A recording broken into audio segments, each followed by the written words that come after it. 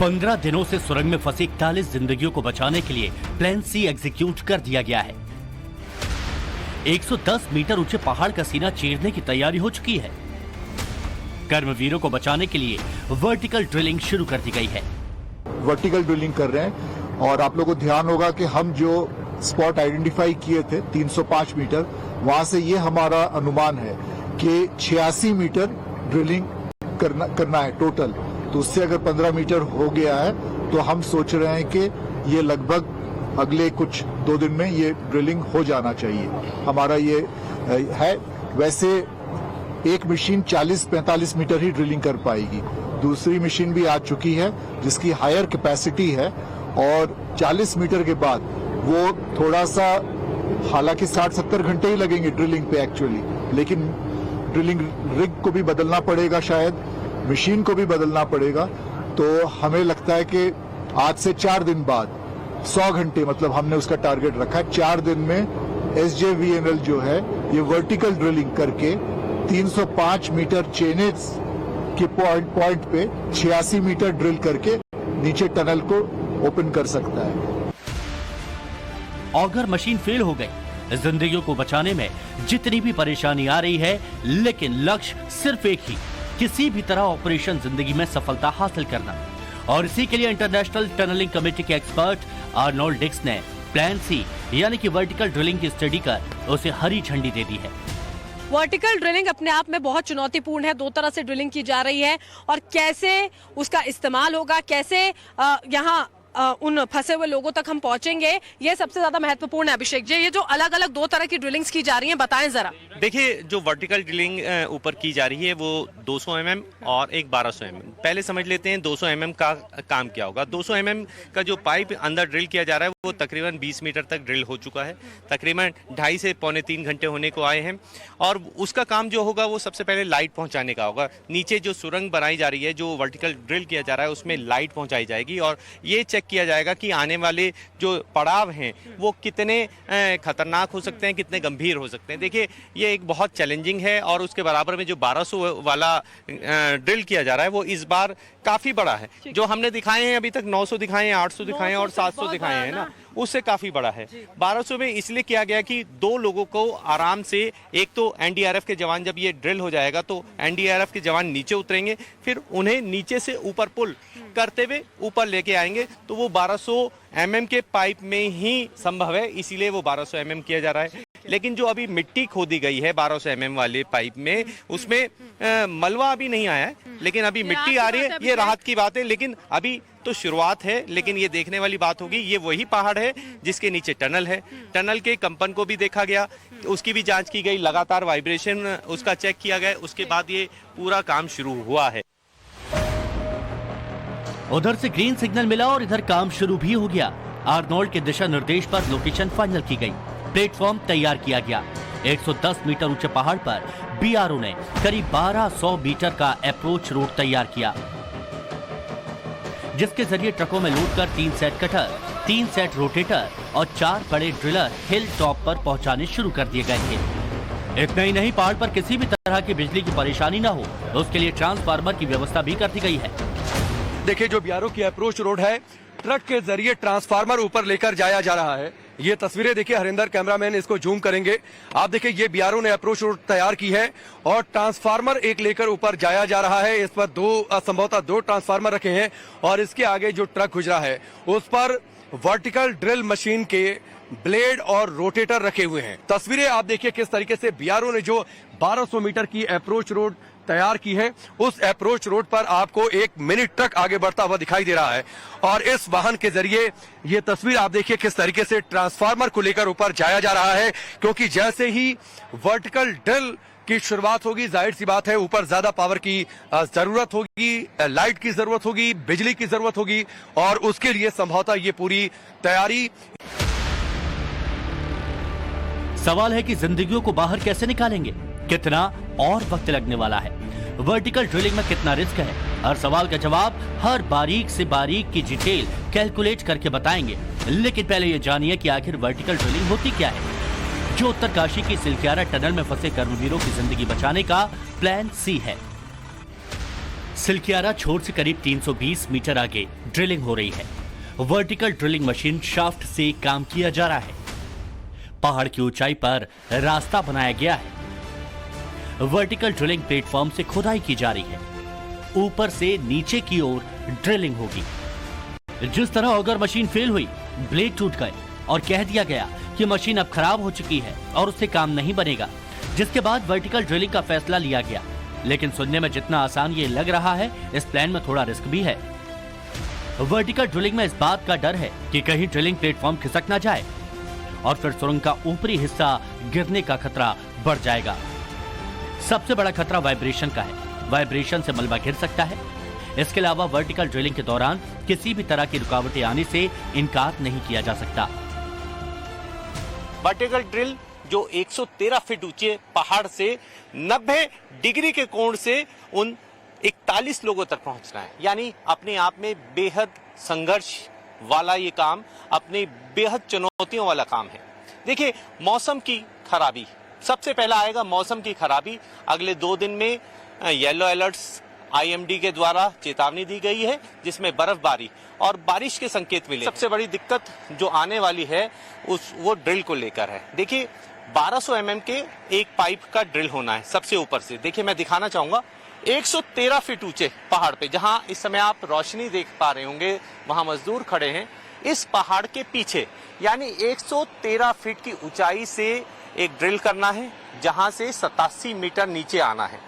ये अपने आप में बेहद चुनौती भरा रह सकता है, क्योंकि इस पहाड़ के अंदर बेहद सारी कैविटी है और ये वही पहाड़ है जो टनल के भीतर तक पहुंचता है, जहां से एक्सप्लेनेशन बहुत हद तक चल रहा था। देखिए, एक और सबसे बड़ी दिक्कत जो आ सकती है, इस टनल में 400 मीटर आगे से ड्रिल हो रहा है और 400 मीटर आगे जो ड्रिल की संभावनाएं व्यक्त की जा रही हैं, वहां पर इस तरह का पक्का निर्माण नहीं है छत। तो एक बड़ा कारण बन सकता है कि ऐसा भी ना हो कि उसके वाइब्रेशन से, उसके ड्रिलिंग की क्षमताओं से कुछ बड़ा नुकसान हो जाए। नीचे पहले ही मजदूर 41 जीवन बेहद बुरी तरीके से फंसे हुए हैं, जिन्हें निकालने के लिए लगातार भारत की बड़ी एजेंसियां लगी हुई हैं। वर्टिकल ड्रिलिंग के दौरान भी कई दिक्कतों का सामना करना पड़ सकता है और अगर ऐसा कुछ होता है तो उसके लिए भी पहले से ही प्लान रेडी करके रखा गया है। जिन ड्रिलरों से ड्रिलिंग की जानी है, वो 4 ड्रिलर पहाड़ की चोटी पर पहुंचा दिए गए हैं। हर ड्रिलर की लंबाई करीब 85 से 90 मीटर है, जो 2 दिनों में 150 फीट खुदाई कर सकती है। जहां कर्मवीर फंसे हुए हैं, वहां तक पहुंचने के लिए करीब 87 मीटर खुदाई करनी होगी। 41 कर्मवीरों को बचाने की जंग लगातार जारी है। प्लान ए टनल में कुछ दिक्कत आने की वजह से उसे रोक दिया गया है। प्लान बी यानी वर्टिकल ड्रिल की तैयारी पूरी हो चुकी है। प्लान बी के तहत ये वर्टिकल ड्रिल है, हम इस समय आपको वो दिखा रहे हैं। ये ड्रिलर है, ये अब 110 मीटर ऊंचे पहाड़ पर पहुंचेगा, जिसके बाद वहां उसकी एक तैयारी के रूप में आज सुबह मशीन को चलाया गया था और ये देखा गया था कि उसमें कितनी कंपन है, ये कितनी वाइब्रेशन हो रही है, कहीं इसका असर नीचे टनल पे तो नहीं पड़ रहा है। इसी प्लान को देखते हुए उसके कंपन को चेक किया गया। कंपन चेक करने के बाद ये पता चला कि वहाँ पर जो वाइब्रेशन है, उसकी जो संख्या है वो इतनी ज़्यादा नहीं है जिसकी वजह से कोई नुकसान नीचे पहुँच सके।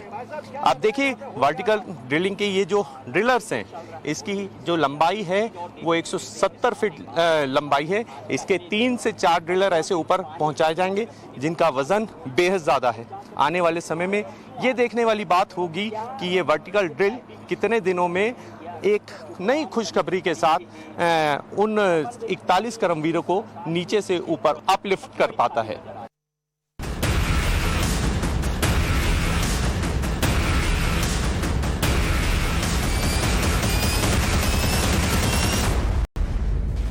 पहाड़ के ऊपर वर्टिकल ड्रिलिंग हो रही है और नीचे भी रेस्क्यू में टीम जुटी हुई है। ऐसे में रेस्क्यू कर्मियों की सुरक्षा को देखते हुए प्रोटेक्शन अम्ब्रेला की शुरुआत की गई है, जिसके तहत 4 मीटर चौड़े ब्लॉक की लेयर का स्केप प्लान बनाया गया है। अगर ऊपर से कुछ मलबा आता है तो इन ब्लॉक के तहत वो बाहर निकाल लिया जाएगा।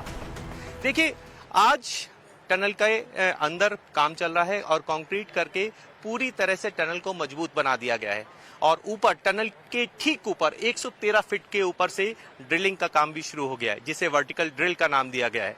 प्लान 2 के तहत ऊपर से भी काम शुरू हो चुका है और 30 मीटर तक आज संभावना है कि 30 मीटर तक ये पहुंच जाएंगे।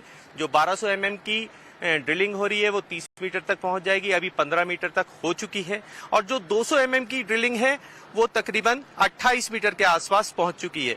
देखिए, प्रोटेक्शन अम्ब्रेला जो है वो इसलिए तैयार किया गया था कि ऊपर से अगर ड्रिलिंग होती है तो नीचे एस्केलेशन, जैसे आपने देखा होगा, एस्केलेशन को लेकर कोई दिक्कत ना हो। और आपको बता दें, देखिए ये जो बोर्ड दिखाई दे रहे हैं, ये जो ब्लॉक्स दिखाई दे रहे हैं, 4 मीटर चौड़े जो ब्लॉक्स हैं, इसकी एक लेयर बनाकर 100 मीटर का एक एस्केप प्लान भी बनाया गया है इसी टनल के अंदर, जिससे जो अंदर काम करने वाले कर्मचारी हैं, इंजीनियर्स हैं जो काम कर रहे हैं, अगर ऊपर से किसी प्रकार से एस्केलेशन आता है तो वो इसके बीच में से निकलकर एस्केप प्लान 3 के तहत वो बाहर निकल जाएंगे, जिससे आने वाले समय में अगर ऐसी कोई दुर्घटना की संभावना बनती है तो निश्चित तौर पर उस एस्केप में से निकलकर वो सभी की जान बचाई जा सकती है। अभी सबसे मुश्किल और जोखिम वाला प्लान पर काम शुरू हो गया है, तो वहीं दूसरी तरह टनल में ऑगर मशीन के फंसे हुए ब्लेड को निकालने के लिए भी एक्शन मोड में काम हो रहा है। टनल एक्सपर्ट आर्नोल्ड डिक्स के मुताबिक इस ऑपरेशन में सुबह से तेजी से काम हो रहा है और जल्द ही सारे टुकड़ों को निकालकर मैनुअल ड्रिलिंग की शुरुआत हो सकती है। Yeah, so as you know, the auger machine failed, and we're having a lot of technical difficulties getting the auger out from the pipe. Right. That's going much faster now. This morning, newer plasma cutters have come, and the brave men who are going in there in a pipe with plasma cutters and cutting it piece by piece and taking it out. That's happening now, and progress is faster this morning. Silkyara सुरंग के मलबे में फंसी auger machine को काटने के लिए हैदराबाद से प्लाज्मा कटर मशीन मंगाई गई और सुबह से ही मशीन के ब्लेड को काटने का काम किया जा रहा है। लेकिन ये प्लाज्मा कटर काम कैसे करता है वो भी जान लीजिए। मेटल को काटने के लिए नाइट्रोजन, हाइड्रोजन जैसी गैसों का इस्तेमाल किया जाता है। ऑक्सीजन, आर्गन गैस का भी इस्तेमाल इसमें अहम रोल है। इन सभी गैसों के मिक्सचर को प्लाज्मा कहते हैं। प्लाज्मा की गर्मी से मेटल को पिघलाया जाता है और जब मेटल पिघल जाता है उसके बाद उसकी कटाई हो जाती है। लेकिन प्लाज्मा के इस्तेमाल के दौरान काफी परेशानियों का सामना करना पड़ रहा है। ग्राउंड जीरो से हमारी टीम बता रही है कैसे। देखिए, ये एक लोहे की एक रॉड है, तो आप इसमें स्पाइरल्स देख रहे होंगे, तो उसके कटर में ये स्पाइरल्स उठे हुए हैं, इस तरीके से स्पाइरल्स उठे हुए हैं। तो उन उठे होने की वजह से पहली चुनौती क्या हो रही है, चूंकि उसके अंदर हाथ तो डाल नहीं सकते हैं, तो पहले जो स्पाइरल्स, जो ये आपको काफी कम दिखाई दे रहा है, चूंकि ये तो सरिया का डिजाइन है, जहां पर आपको उठी हुई लाइनें आपको दिख रही हैं, ये ब्लेड में लंबा है, इतना लंबा है। तो पहले तो उसको प्लाज्मा कटर से ये काटा जा रहा है, उसके ब्लेड को, उसको प्लाज्मा कटर से हम काट रहे हैं। अब बचा बीच वाला हिस्सा, फिर दूसरा आदमी जा रहा है, वो इस बीच वाले हिस्से को गैस कटर से काट रहा है। यानी 2 कटर से काम चल रहा है, प्लाज्मा कटर से काम चल रहा है और उसके साथ ही गैस कटर से, प्लाज्मा कटर से हम ब्लेड को काट रहे हैं। बिल्कुल सही। देखिए, मैं आपसे बातचीत कर रहा था तो एक सहयोगी ने जरूर भेज दिया। अब मान लीजिए कि ये कटर है, ये ब्लेड है और ब्लेड में इस तरीके से लगे हुए हैं, तो इसके अंदर आप हाथ डाल नहीं सकते हैं।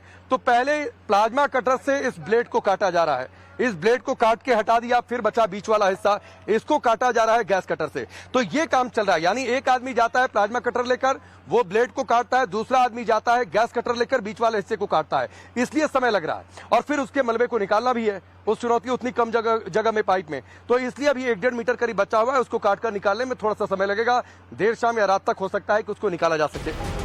परेशानियां आती रहेंगी, लेकिन जीतता वही है जो लड़ना जानता हो। रेस्क्यू में जुटा हर शख्स हर चुनौती और परेशानी से लड़ने के लिए तैयार है और सभी का लक्ष्य है कि जल्द से जल्द सभी जिंदगियों को टनल से सुरक्षित वापस निकाल लिया जाए।